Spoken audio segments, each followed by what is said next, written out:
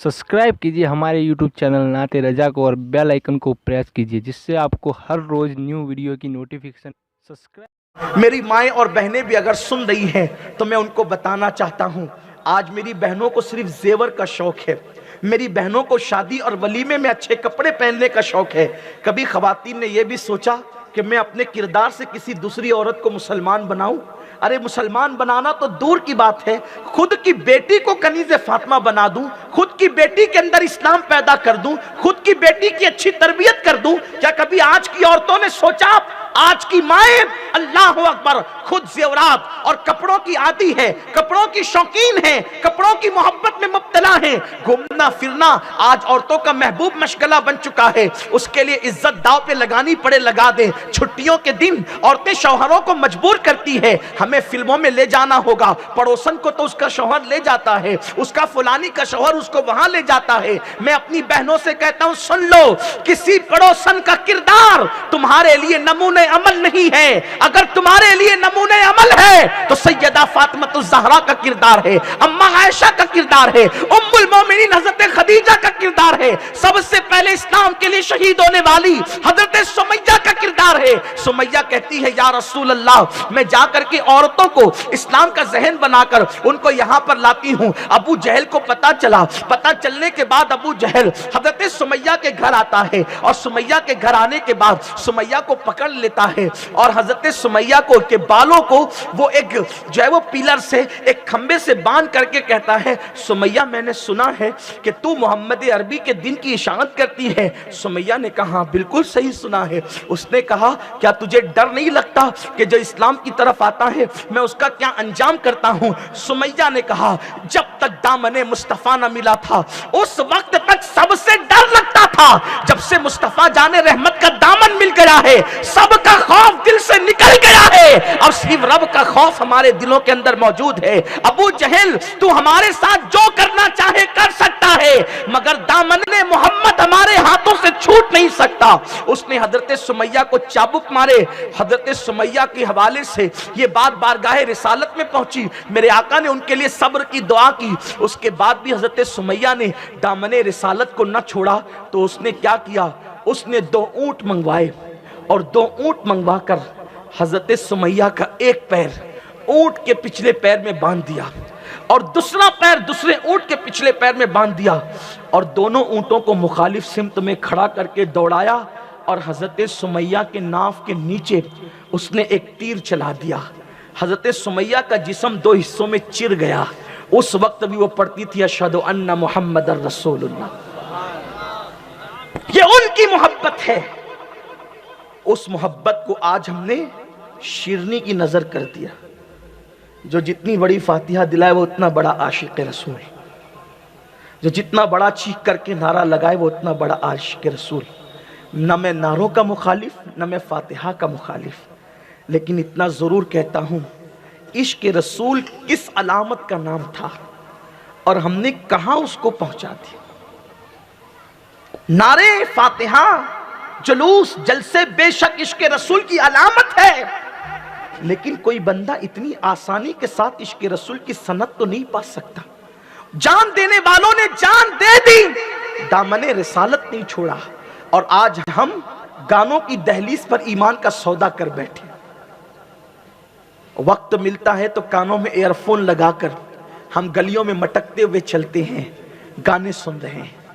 आपसे पूछता हूं, हुजूर के दिल पर क्या गुजरती होगी जब कोई उम्मती अपने कानों में एयरफोन लगा करके गाने सुनता होगा? हुजूर के दिल पर क्या गुजरती? क्या हमें कोई चाबुक मार रहा है? क्या हमें कोई बांध करके हम पे जुल्म कर रहा है? क्या हमें कोई तलवारों से धमकी दे रहा है? मुझे बताओ, वहां जान छीनने की धमकी दी गई मगर उन्होंने जाने कुर्बान कर दी। दामने रिसालत को कभी छोड़ना पसंद नहीं किया, उन्होंने दामने रिसालत को कभी नहीं छोड़ा। ہمیں کوئی مارنے کے لیے تیار نہیں، ہمیں کوئی پیٹتا نہیں، ہمیں کوئی مجبور نہیں کرتا گناہ کرنے کے لیے، اور ہم اتنے گناہوں کے اندر ڈوب گئے، ہماری زندگی میں اسلام کہاں جھلک رہا ہے، ہمارے کردار سے اسلام کہاں جھلک رہا ہے؟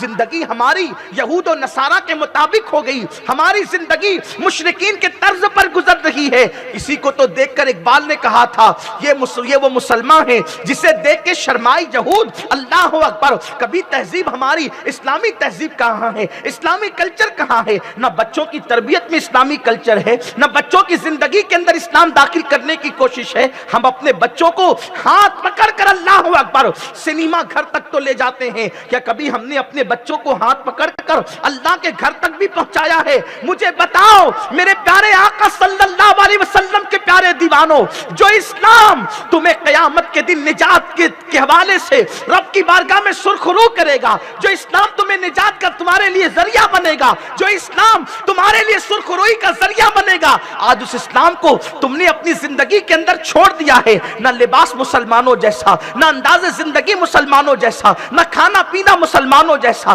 نہ چلنا پھرنا مسلمانوں جیسا، نہ گفتگو کا انداز مسلمانوں جیسا۔ زندگی میں تلاوت ختم ہو گئی۔ اللہ اکبر! تلاوت کی جگہ موبائل نے لے لیا ہے، ہاتھوں میں تسبیح کی جگہ اللہ اکبر فیس بک آ گیا ہے۔ میرے پیارے آقا صلی اللہ علیہ وسلم کے دیوانوں، یہ زندگی دار القرار نہیں ہے۔ ایک دن اس زندگی سے جو ہے وہ ہاتھ دھونا ہوگا، موت کی تلوار سر پہ لٹک رہی ہے۔ ایک دن دنیا سے کوچ کرنا ہوگا، ایک دن دنیا سے جانا ہوگا۔ میرے پیارے آقا صلی اللہ علیہ وسلم کے پیارے دیوانوں، اللہ اکبر! محبت رسول کے دعوے دار اگر مسجد تک نہ پہنچے، عشق رسول وہ ہے جہاں فرشتوں کے پر تھکتے ہیں، عاشق کی پرواز وہاں ہوتی ہے۔ اور ہم کیسے عاشق ہیں؟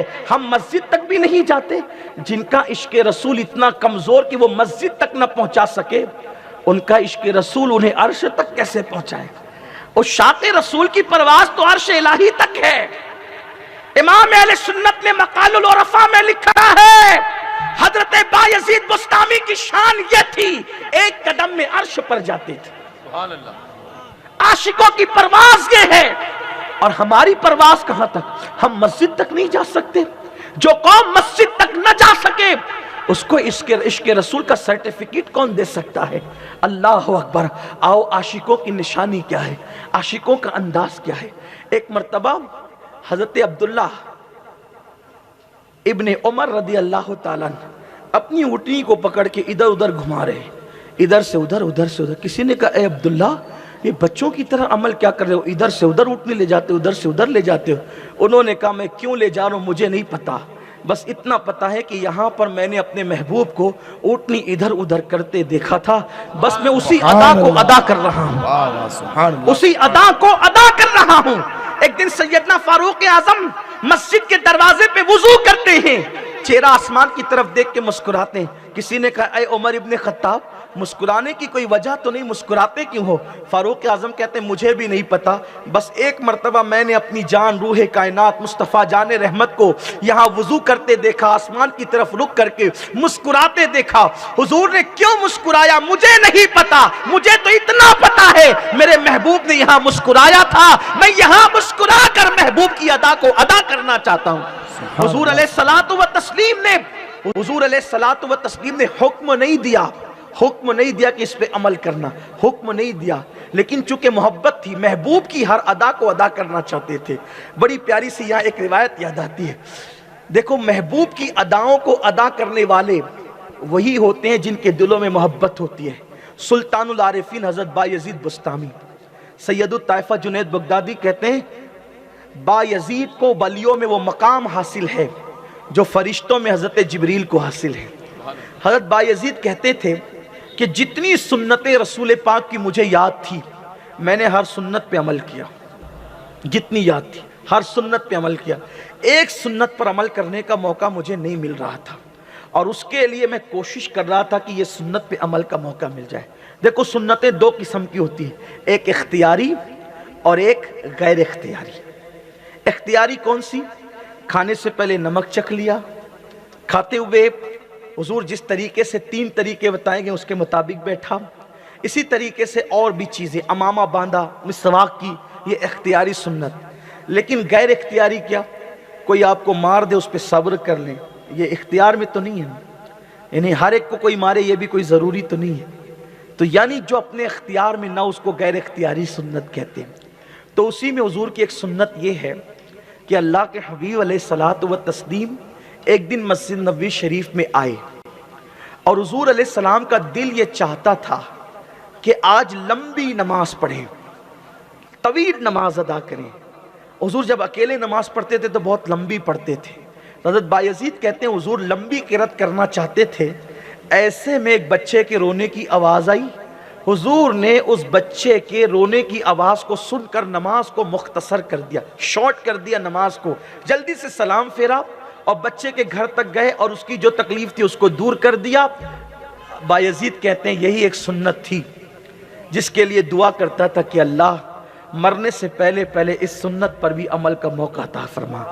کہتے ہیں نیت اچھی ہوتی ہے تو حالات بن جاتے ہیں، غم سبھی راحت و تسکین میں ڈھل جاتے ہیں، جب کرم ہوتا ہے حالات بدل جاتے ہیں۔ دیکھو یہ عاشقوں کا مزاج ہے، حضور نے یہ نہیں کہا تھا کہ میں نے سنت پہ میں نے یہ کیا تو تم بھی کرو، یہ ایسی سنت ہے اس پر عمل کا حکم نہیں، مگر جو محبت کرتا ہے نا، محبت دیوانگی اسی کو کہتے ہیں۔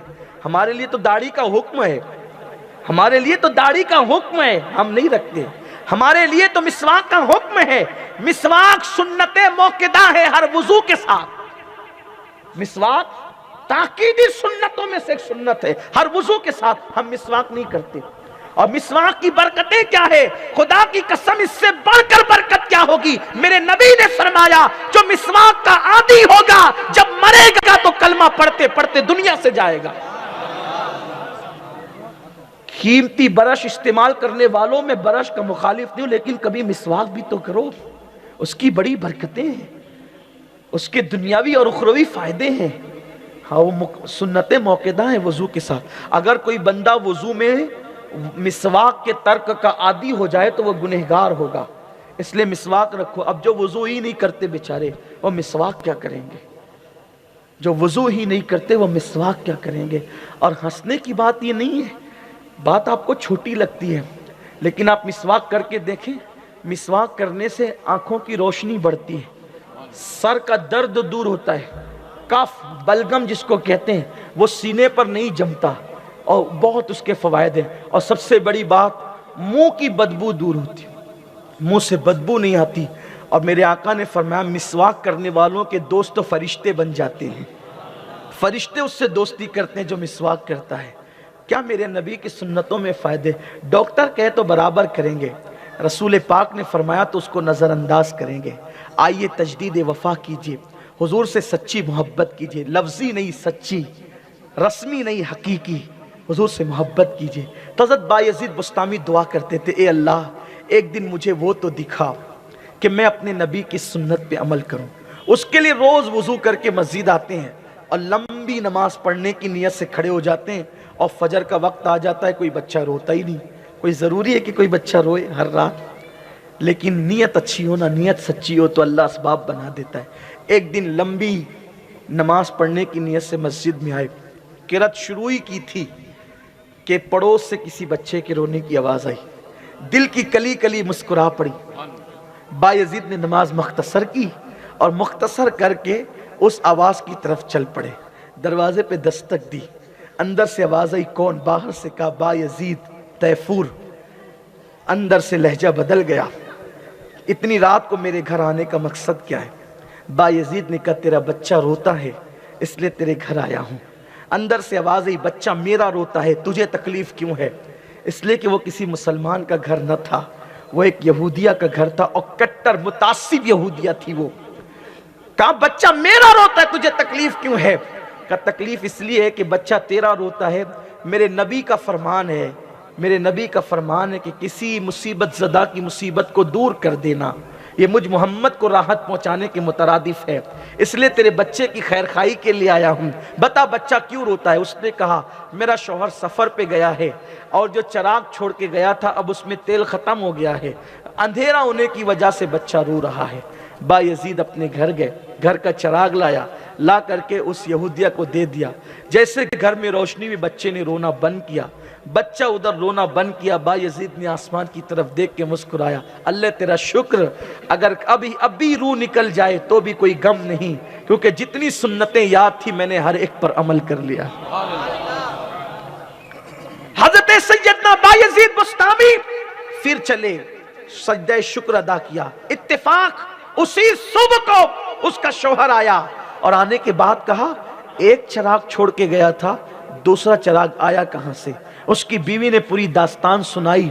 जब पूरी दास्तान सुनाई तो उसने कहा, चलो चल करके बायजीद का शुक्रिया अदा करते हैं, और चिराग जा करके लौटाते हैं। चिराग लेकर बीवी और बच्चे को लेकर के कहा, बायजीद तुमने बड़ा एहसान किया, मेरे बच्चे का दुख दूर कर दिया।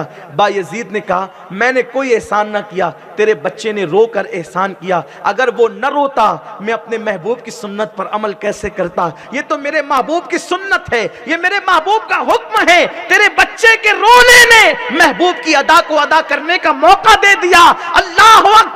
उस यहूदी ने कहा, बायजीद रात में अपने घर का चिराग देकर तूने मेरे घर का अंधेरा दूर कर दिया, अब कलमा पढ़ाकर दिल का अंधेरा भी दूर कर दे और इस्लाम में दाखिल कर। नारे तकबीर, नारे रिसालत, मिलादे मुस्तफा कॉन्फ्रेंस, बरकत।